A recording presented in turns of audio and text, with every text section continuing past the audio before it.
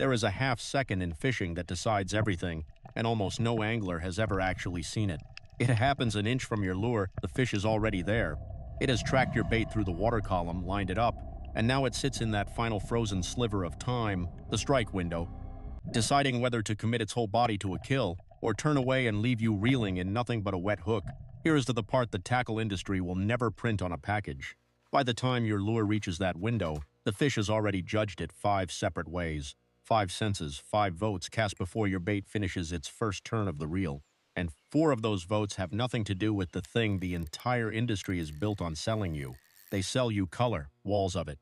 200 shades of the same crankbait under fluorescent light, each one promising to be the one that finally fills your live well. But a bass does not see that wall the way you do. It does not even have the eyes for it. And the longer you stand there agonizing over chartreuse versus pearl, the more you are playing a game the manufacturers designed, a game where confusion is the product and the actual triggers stay buried. So today we are going to climb inside that strike window. We are going to decode the 5 things a freshwater predator actually registers before it eats, ranked from the one the industry most wants you to ignore down to the single trigger that pulls the whole strike together. Every one of these is sitting in peer-reviewed biology you can read tonight. Every one of these you can test on the water this weekend. And by the end, I have put the entire decoded system onto one page you can pull up streamside, but more on that when we get there. Let's open the window. Trigger 5, the color lie, contrast is the real currency number 5. Step into the strike window and look at your lure through the fish's eye instead of your own. The first thing that collapses is the rainbow. For decades, the sale has been simple. More colors, more sales. Each new season brings a fresh palette with a tournament winner's name stamped on it, and you are quietly taught that the difference between a slow day and a hero shot is whether you tied on the right hue. It is a brilliant business model. It is also built on an eye the fish does not have. Here is what the science actually says, and it is not folklore. It is a behavioral and physiological study published in a peer-reviewed zoology journal that mapped the largemouth retina directly. A bass does not have your 3-color vision. It has 2 cone types. One is tuned to green, peaking around the middle of the visible spectrum. The other is tuned to red, peaking deep toward the warm end. Add the rod cells for low light, and that is the whole toolkit. 2 color channels where you have 3. Sit with what that does. When researchers modeled and then behaviorally tested what those 2 channels can actually tell apart, a clean pattern fell out.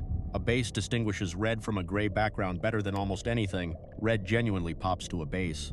But green and blue tend to smear into each other, hard to separate. And that beloved chartreuse, the color half the base aisle is painted in, to a dichromat eye it can read closer to plain white than to its own loud yellow-green. The fish trained to chase red nailed red the overwhelming majority of the time. The color wall you are sweating over is mostly a wall built for human eyes, so if color is not the lever, what is? Contrast, silhouette. The single most reliable thing the fish's eye is actually computing is how hard your bait stands against the water and the light behind it. In stained tannic water, a dark bait throws a harder shadow and a cleaner outline than any natural pattern, which is exactly why old-timers swear by black and why they cannot tell you why. On a bright day over clear water, that same contrast logic flips. The fish is not reading your lifelike scale job. It is reading shape against light. The paint is for you, the silhouette is for the fish. And there is a second piece of physics that quietly demolishes half the color argument the moment your bait goes deep. Water eats light by wavelength, and it eats red first. Long red wavelengths are stripped out of the water column in the first stretch of depth. Get down far enough and that fire engine red crankbait the fish supposedly loves isn't red anymore. It's gray, it's black. The very color a bass is best built to see only stays red where there's enough light to carry it up shallow and in clear water. Take it down into stained water or down past the first several feet, and the wavelength is simply gone, and your red lure becomes nothing but a dark shape, which conveniently is exactly the strong silhouette the fish was reading anyway. So the practical rule writes itself, and it has nothing to do with the rack of 200 colors, bright, clear, shallow. You can let color do a little work, and red genuinely earns its keep. Dim, dirty, or deep, stop thinking in color entirely and think only in contrast. Dark over a dark bottom, dark against a bright sky, whatever throws the hardest outline. The fish was never voting on the shade. It was voting on how sharply your bait cut against everything behind it. And that is the first thing the industry buries. Because buy the right contrast for your water sells one lure, and buy every color just in case sells the whole rack. But here is the catch that makes the next vote even more important. Everything I just described assumes the fish is using its eyes at all. In the water, most of us fish, most of the time it isn't. It felt your lure long before it ever saw it. Trigger 4, the flash trap. A fish feels before it sees number 4. Stay in the window but kill the lights. Drop the visibility to a foot of churned up, wind-blown chocolate water. The conditions you actually fish far more often than the gin-clear postcard. The fish still finds your bait, it still eats. How? Because a bass carries a sense organ you do not have, running the entire length of its body, and it is reading the water like a second set of eyes.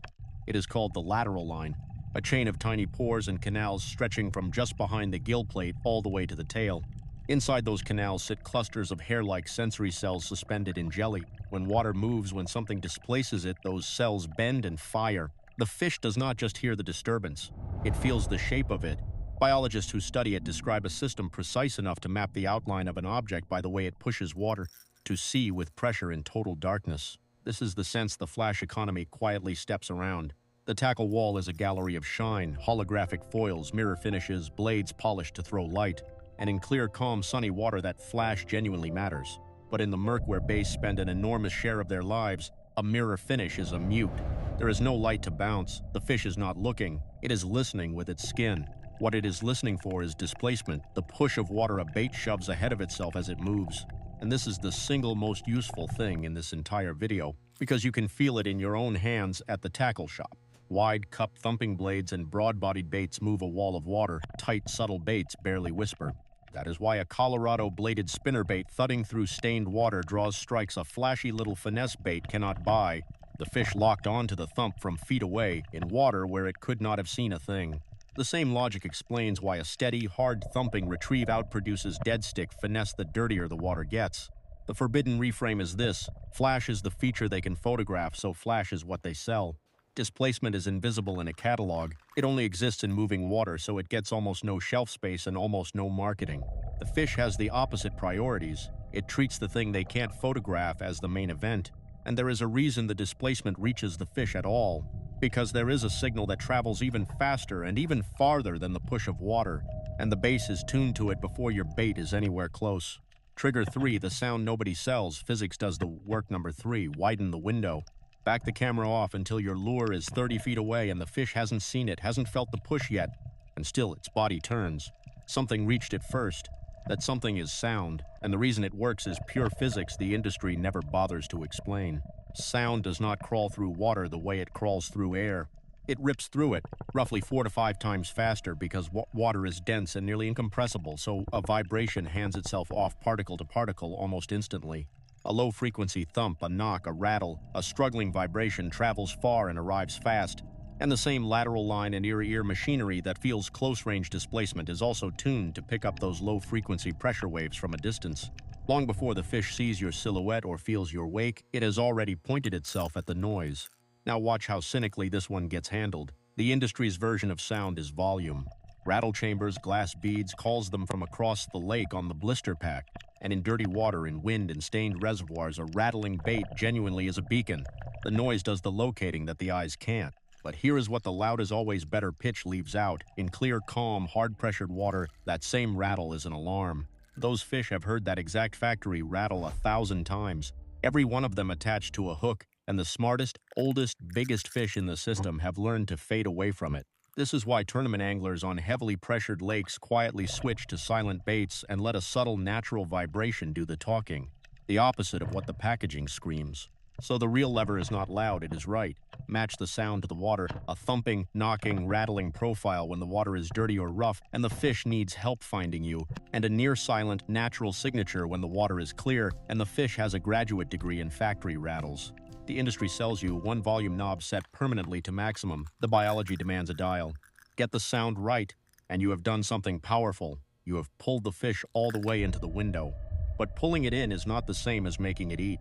Because right at the edge with your bait inches from its face, one sense can still slam the door. And this is the one almost nobody is willing to talk honestly about. Trigger 2, the scent they sell you backward. Number 2. We are at the closest edge of the window now. The fish has tracked your bait by silhouette, by displacement, by sound. It is right there, gills flaring, committed to investigating, and then sometimes at the last possible inch it flares off and vanishes. No reason you can see. That last-second rejection is one of the most maddening things in fishing, and one of its biggest causes is a chemical signal you put there yourself. Fish live in a chemical world we can barely imagine. Their sense of smell is staggering, a system capable of detecting certain compounds dissolved at vanishingly tiny concentrations, parts per billion and beyond. In controlled electroolfactory studies, fish nervous systems light up to specific dissolved amino acids at nanomolar levels, concentrations so small they are almost theoretical. Amino acids are the chemical fingerprint of living, edible prey, and the right ones act like a dinner bell, switching on exploratory and feeding behavior. That part the scent industry gets right. Here is the part it sells you completely backward. The most famous finding in this whole field, going back to classic mid-century research on migrating fish, is not about an attractant at all. It is about a repellent, and the repellent is you. Human skin secretes a specific compound that, to certain fish, reads as a clear danger signal, the smell of a predator. The original work was done on salmon and their relatives, where the reaction is dramatic. Fish hit a wall of that scent and physically recoil from it. A lure squeezed in a bare, freshly washed hand can carry enough of that alarm to make a wary fish abort at the last second. Now think about what is stacked on top of that warning signal on a normal fishing day. Sunscreen, bug spray, gas and two-stroke oil from the outboard, nicotine, the greasy ghost of your drive-through lunch. Every one of those is screaming the wrong thing in a language the fish reads fluently, and you cannot smell at all. And the industry's answer is to sell you a bottle of intensely loud magic scent to bury it, which, on a pressured fish in clear water, can read as one more alien, confusing, alarming smell. So the real move is two-sided, and it costs you almost nothing. First, stop poisoning your bait, rinse your hands, keep contaminants off your lures, and on finesse days, handle terminal tackle as little as barehanded as you can. Second, when you do add scent, add the real language, a genuine amino acid protein-based food signal that says prey, not a perfume that says foreign object. Subtraction before addition, the fish is not asking for a stronger smell. It is asking you to stop wearing the smell of its predator. This is exactly the kind of buried, verifiable, fix-it-tonight knowledge I built the free one-page blueprint around. Every trigger in this video matched to water and light conditions on a single sheet. There is a QR code on your screen right now. Point your phone at it, and the strike window blueprint is yours, no cost. Pull it up on the bank when you're deciding what to throw. Now, we have one vote left, and it is the one that actually pulls the trigger. Trigger 1, the kill trigger. It's the flea, not the face number 1.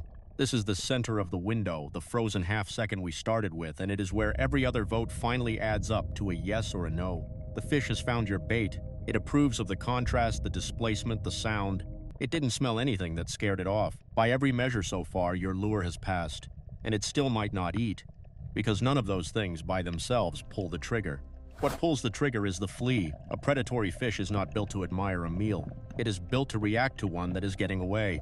The deepest, fast, most involuntary response in the whole strike sequence is the one fired by prey that suddenly bolts. The darting, erratic, vulnerable, balance motion of something wounded and escaping. That is the signal hardwired straight into the kill response. It is why a perfectly still bait, no matter how lifelike, so often gets followed, inspected, and refused, while the very same bait given one sharp, fleeing dart gets crushed on reflex before the fish has time to think. The strike isn't a decision about whether the meal looks good. It's a reaction to a meal that's about to be lost. And this is the final, biggest thing the industry has every reason to keep quiet, because it is the thing money cannot buy. The most expensive lure in the store, hand-painted, anatomically perfect, holographic, 10 times the price, fished on a dead, dragging, monotonous retrieve, is throwing away the only trigger that truly matters. Meanwhile, a plain, ugly $3 bait, worked with the right cadence, the twitch, the pause, the sudden flee, the kill shot hesitation right before the dart, speaks the one language the predator cannot ignore. They will sell you realism all day long, because realism photographs beautifully and justifies the price tag. They are far quieter about the truth that action beats appearance almost every single time, because action is free. And you can build that flea into almost anything in your box once you know to look for it. A jerkbait isn't a jerkbait because of its paint. It's a killer because of the slackline snap and the long, helpless pause that lets a hesitating fish believe its meal just froze in fear. A soft plastic does its real work on the fall, fluttering down like something stunned and sinking. A lipless crankbait earns its strikes on the rip and drop, not the steady wind. Topwater calls fish up on the pause as much as the pop. The common thread under every one of them is the same hardwired signal, motion that reads as escaping, dying, vulnerable. Master the pause and the dart, and you can outfish a man throwing a lure that cost 5 times yours, because you're speaking to the reflex and he's only speaking to the eyes. So here is the whole strike window, decoded. The fish does not vote with its wallet, and neither should you. It votes with contrast over color, with displacement over flash, with the right sound over the loudest one, with the absence of alarm over the strongest perfume, and at the final inch, it commits to the thing that flees. 5 votes. 4 of them have nothing to do with the color wall you were sold, and the 5th depends entirely on what your hands do with the rod, not on what your wallet did at the register. Conclusion: the tackle industry is not lying to you exactly. It is just selling you the 4% it can photograph and quietly burying the rest. Because a confused angler with a tackle box full of one of everything is the single most profitable customer in the sport. The triggers that actually fill a live well don't market well. They don't come in 200 colors. Most of them are free, and every one of them is sitting in biology you can verify the moment you close this video. That is the whole reason this channel exists. Not to sell you the next miracle bait, but to hand you the knowledge the industry would rather you never connect. So take it to the water. Throw contrast where they told you to throw color. Make the fish feel your bait before it sees it.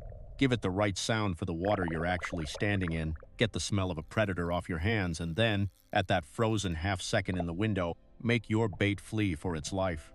Watch what happens and do not leave the blueprint behind. The QR code on screen drops the entire decoded system onto one page. Free water conditions, sense by sense, what to throw and why. Scan it, save it, fish it. If this rearranged how you think about your own tackle box, tell me down in the comments. What's the dirtiest, most pressured, most impossible water you fish, and we'll decode it together. Subscribe, because next time we are going somewhere the industry guards even harder. Until then, stay in the window and make it flee.